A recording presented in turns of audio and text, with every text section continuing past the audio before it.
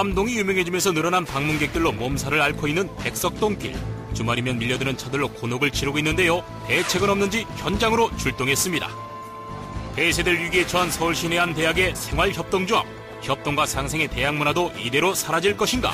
현장 출동 시민 불만 타파가 취재했습니다. 한여름 사라진 입맛을 살려주는 별미 중의 별미, 냉면과 콩국수. 여름 대표 계절 음식의 위생 점검을 시민 불만 타파가 동행 취재했습니다.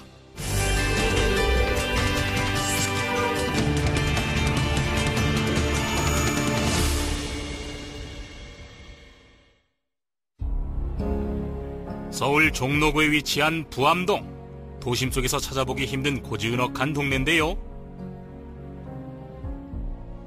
이곳에 무슨 일이 있는 걸까요? 동네 주민이 심각한 대화를 나누고 있습니다. CCTV 가지고 지금 수사하고 있어요. 수사하고 어떤 일이죠?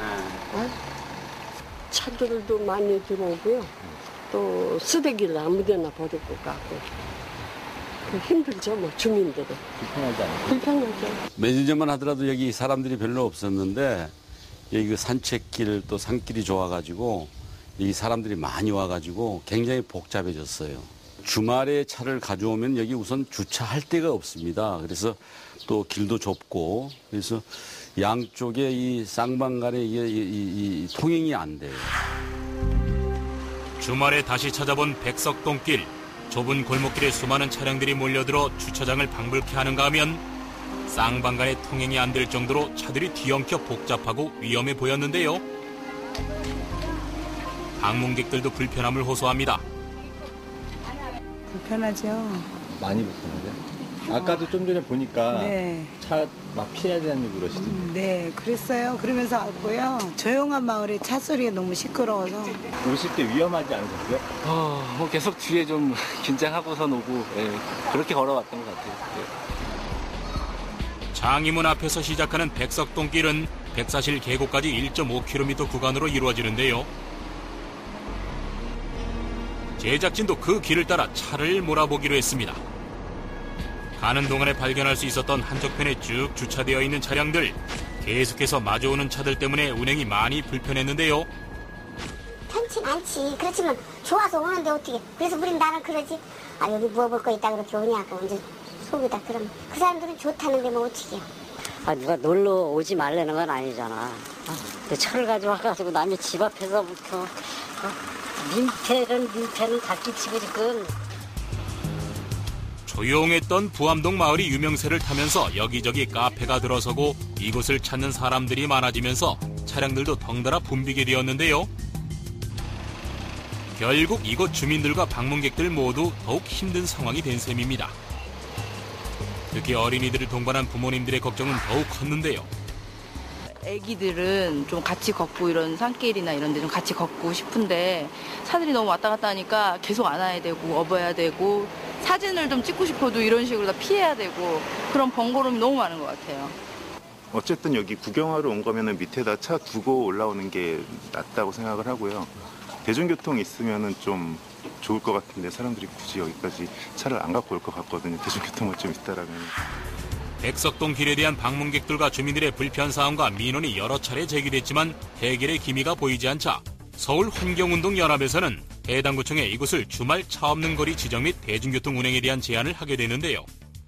백사실 계곡을 보호함에 있어서 그 주변 지역도 함께 보호하는 게 중요하다고 생각하기 때문에 백석동 길을 차 없는 거리, 주말만이라도 차 없는 거리로 지정하고 북악 스카이웨이로 다니던 마을버스 노선을 재운행해서 이제 방문객들이 대중교통을 많이 이용하실 수 있고 또 주민분들도 함께 이용하실 수 있게. 한편 부암동 백사실 계곡은 도룡용 서식지로서 생태 경관 보존 지역이기도 한데요. 또한 명승 36호로 지정된 백석동 천이 있는 이 마을의 자랑이기도 합니다. 최근 부암동과 더불어 백사실 계곡을 찾는 사람들이 많아지면서 방문객들로 인해 주변 환경이 어지럽혀지고 훼손되고 있는 경향도 있어서 계곡 내부뿐 아니라 주변뷰를 함께 지키고 보호하자는 목소리가 높아지고 있는데요. 이곳에 오래 거주한 주민들은 이런 변화를 더욱 안타깝게 바라보고 그만큼 우려도 큽니다. 이 차량에서 나오는 매연부터 시작해가지고 또 차량으로 갖고 오시는 분들 입장에서는 많은 먹을 거리를 쌓아오다 보니까 일단은 그 음식물들은 막 먹고 그냥 함부로 쓰레기를 버리다 보니까 그런 문제들이 많이 생겨요. 서울환경운동연합에서 제안하고 있는 또 한 가지는 없어진 마을버스 노선의 재운행. 북악 팔각정에서 광화문에 이르는 구간을 재운행하게 되면 외부 차량 통제도 되고 방문객은 물론 주민의 편의를 도모할 수 있다는 것인데요. 글쎄 그 운영상 그게 안 맞으니까 저거 됐나 본데요. 마을버스 차라리 마을버스를 운영을 해서 차량을 좀 이렇게 통제를 좀 해줬으면 좋겠어요. 백석동길 차 없는 거리 지정 및 마을버스 재운행 제한과 관련해 해당 구청 관계자와 전화 인터뷰를 시도해봤습니다. 저희는 이제 화요일날 이제 제안서를 받았고, 네. 동네 주택가 생활도로인데, 그걸 차 없는 거리를 운영을 해달라. 실무선에서만 현장 조사하고 이제 도로 교통 여건 이런 것들 그런 걸 지금 파악한 상태예요. 실무선에서 지금 보고된 건 아무것도 없고. 대다수의 방문객들이 자가용을 이용하는 이유는 이곳의 대중교통 이용이 불편하기 때문이기도 한데요. 이곳을 찾는 방문객뿐 아니라 백사실 계곡의 환경보호와 주민들의 편의를 위해서 조속히 민원이 해결되기를 바랄 뿐입니다.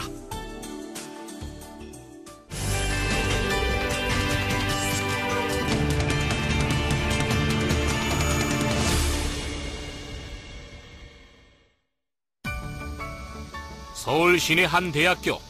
늦은 밤인데도 캠퍼스 내 한 무리의 사람들이 모여 있는데요. 존폐 위기에 처한 대학생활협동조합과 학교 측의 마찰이 빚어지고 있는 현장입니다. 일단 저는 졸업해서 그냥 잠깐 친구들한테 얘기는 들었는데 천막한다고 얘기 듣고 재정적인 돈에 대한 걸 떠나서 사물함을 이렇게 해준다거나 자세히는 모르겠지만 막 학생들을 위해서 여러 가지 많은 일들을 하고 계시는 걸 알고 있는데 네 그래서 후배들을 위해서 생협이 함께 해줘야 된다고 생각해요. 이 대학의 생협은 최근 학교 건물을 돌려달라는 학교 측의 건물 명도 소송에서 패소 판결을 받아 철거 위기에 처해 있는데요.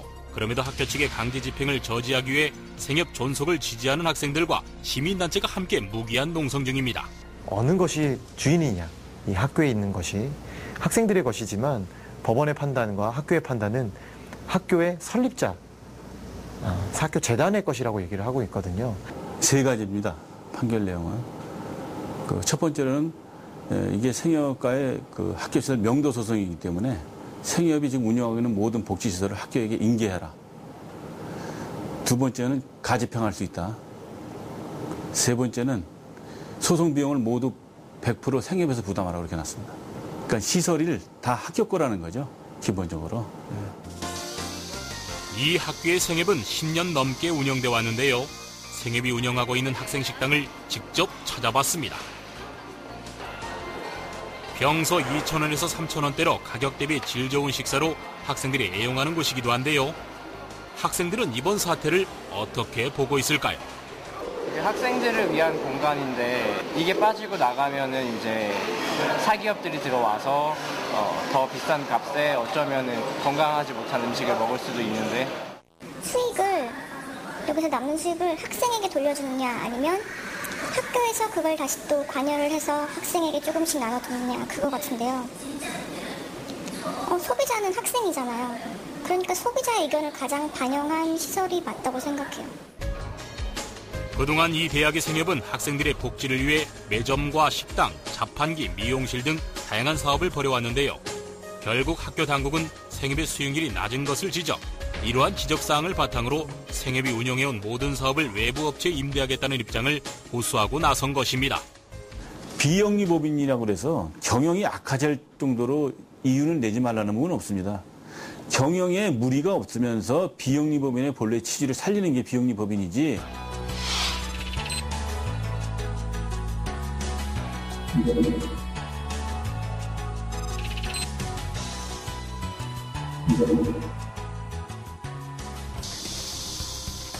이러한 학교 측의 입장에 반발, 생협의 존속을 바라는 생협조합원 학생들의 대의원 회의가 열렸는데요. 자기 자신과의 동의입니다. 자, 의안 상정 들어가도록 하겠습니다. 대학이 요구하는 매장 양도와 정관 개정 요구를 그 요구에 대한 수용을 거부한다. 반대한다. 대부분의 학생들이 학교 측의 외주화 계획과 매장 양도 요구에 반대하는 입장입니다. 어떤 얘기를 하시냐면요. 경쟁을 붙인다고 얘기를 해요. 외부 업체와 이제 생협과 경쟁을 처음에 붙여서 경쟁을 붙이면 뭔가 더 이렇게 좀 긍정적인 효과가 효율적으로 좀 나올 거라 이런 식으로 이제 논리를 펴시는데 생활협동조합이라는 그 조합의 성격과 외부 업체의 외부 어떤 기업의 성격을 띤 그런 업체와의 경쟁이라는 거는 아예 처음 그 시도 발상 자체가 말이 안 된다고 저는 생각하거든요. 어둠이 짙어가는 캠퍼스. 대의원 회의 후 다시 텐트로 모여드는 학생들. 순수한 대학 문화가 변질되지 않고 생협의 정신을 계속해서 이어가게 하자는 시민단체들의 지지도 뜨거운데요. 학교 안에 있는 복지 매장들을 운영하면서 결국 그 이익을 남기지 않고 학생들에게 건강한 먹거리도 제공하고 그런 거기 때문에 학교 안에 있는 자치 공간은 자치 모임으로서 소중하기 때문에 유지돼야 되는 거예요. 충분히 그 여론은 지금 청취를 하고 있고요. 일단 기후에 이제 불과하다는 거. 끝까지 원만히 이 문제를 해결하기 위해서 지금 기다리고 있습니다. 대학 생협 문제를 기존 이윤 추구의 논리로 접근해서는 안 된다는 게 생협 존속 지지자들의 입장. 학교 측에서도 생협과의 원만한 해결책을 모색하고 그동안 생협이 구현해온 협동과 상생의 정신을 다시금 되새겨보는 계기가 되길 바랍니다.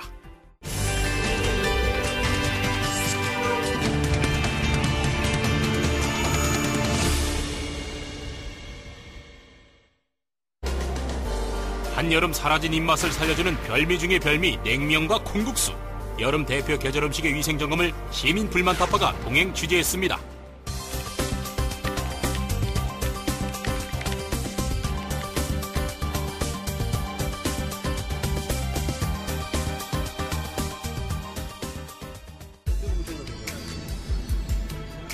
유난히 더웠던 올여름, 기온이 올라가는 만큼 떨어지는 입맛.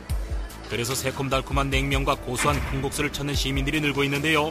하지만 여름 계절 음식들을 그저 믿고 먹기는 힘든 현실입니다. 여름철이라서 더워서 자주 즐겨 먹는데 저희가 어떻게 뭐가 세균이 있고 그런지 알 수가 없으니까 그냥 의심스러워도 별 생각 없이 먹죠. 일단 저희는 사실의 입장에서 믿고 싶죠. 그런데 사실 집에서 하는 건 나도 과연 위생적일까죠. 특히 세균 번식이 활발한 여름철의 경우 세균의 번식 속도도 엄청난데요. 식품의약품안전청의 자료에 따르면 식중독균은 3시간마다 100배씩 증가한다고 합니다. 네, 여름철에 잘 드시게 되는 차가운 냉면이나 콩국수 같은 경우에 위생적으로 조리하지 않았을 때는 그 가열해서 세균을 죽일 수 있는 기회가 없기 때문에 대장균이나 또 포도상구균에 의한 식중독에 잘 걸릴 수가 있겠고요. 세균성 이질이나 살모넬라균에 의해서 감염성 장염이 생겨서 복통과 설사를 동반할 수 있습니다. 그래서 서울시에서는 여름 식중독 예방을 위해서 계절 음식점을 대상으로 대대적인 단속과 점검을 실시했습니다. 문제는 하지 않도록. 이번 특별 점검은 민간 합동으로 서울 시내 100여 개의 계절 음식 전문점을 대상으로 진행됐습니다. 그런데 이번 점검은 투명성과 신뢰성을 높이기 위해서 해당 자치구별 점검 방식과 조금 다른 방식으로 진행한다는데요. 대체 뭐가 어떻게 다른 것일까요? 구로구인데요. 영등포구 지금 나가고 있습니다. 단속의 공정성을 유지하기 위해서 교차로 지금 단속하고 있는 겁니다. 봐주기식 점검을 원천 봉쇄하겠다는 것인데요. 겉에는 벌금형이 있고 아니면 영업정지에 들어가는 것도 있고. 첫 번째 점검 장소는 대형 할인 매장에 입점해 있는 음식 전문점. 수많은 사람들이 찾는 대형 할인 매장. 쇼핑을 하다가도 출출하면 찾게 되는 이곳 식당의 위생 점수는 몇 점일까요? 어떤 검사하시는 거죠? HB 검사라고 세균 검사를 하는 겁니다. 이번 점검에서는 음식 내 세균은 물론 주방의 위생 상태 점검도 함께 진행됐는데요. 처음으로 진행한 조리사들의 개인 위생의 경우 다행히 기준치를 넘지 않았는데요.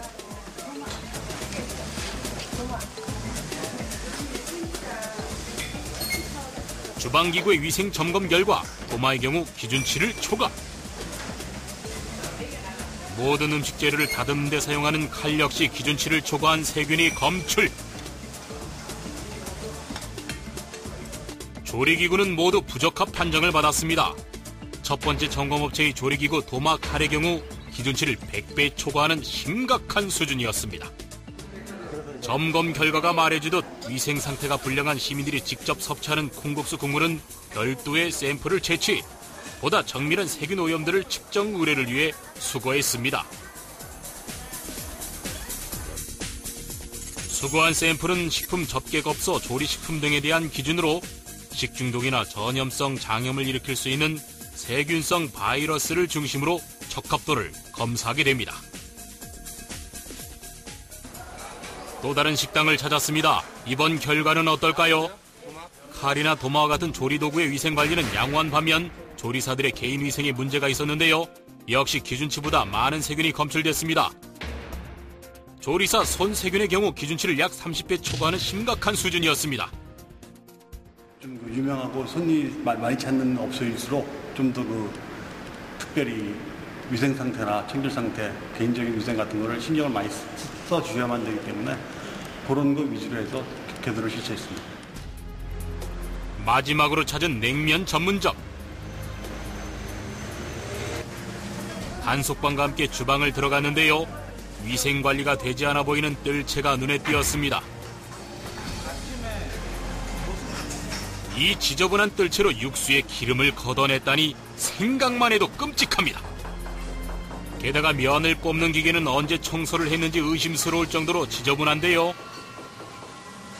예상한 대로 조리사의 개인 위생은 물론 조리기구의 위생 상태까지 부적합 판정이 났습니다.